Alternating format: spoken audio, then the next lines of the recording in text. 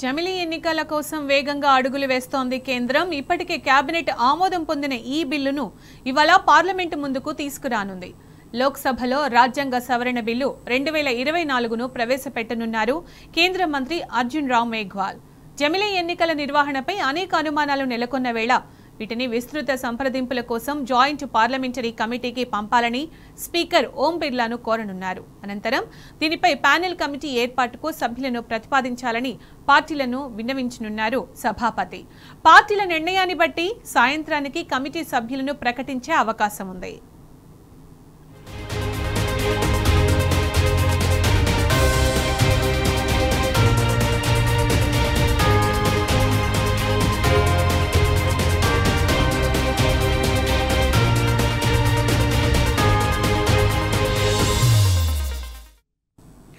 అయితే పార్లమెంటులో పార్టీల సంఖ్యాబలం ఆధారంగా సభ్యులను కమిటీలో చోటు దక్కుతోంది.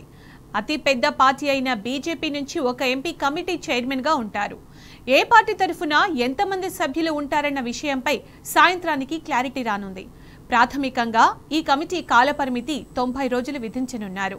తర్వాత ఈ గడువును పొడిగించే అవకాశం కూడా ఉంది. కాగా వన్ నేషన్ వన్ ఎలక్షన్ కు 32 రాజకీయ పార్టీలు మద్దతు ఇవ్వగా 15 పార్టీలు వ్యతిరేకించినట్టు ఇప్పటికే రామ్నాథ్ కోవింద్ కమిటీ ప్రకటించింది.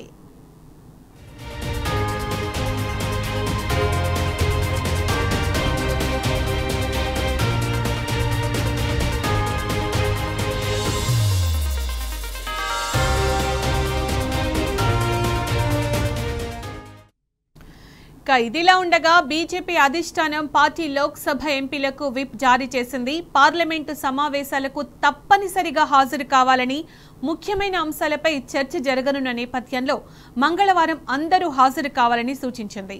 ఈ మేరకు BJP chief whip Sanjay Jaiswal 3 లైన్ల విప్ విడుదల చేశారు. ఇటు ప్రతిపక్షాలు కూడా ఎంపీలకు విప్ జారీ చేశాయి. సభలో జరిగే చర్చలో పాల్గొనాలని తమ సభ్యులకు తెలిపాయి.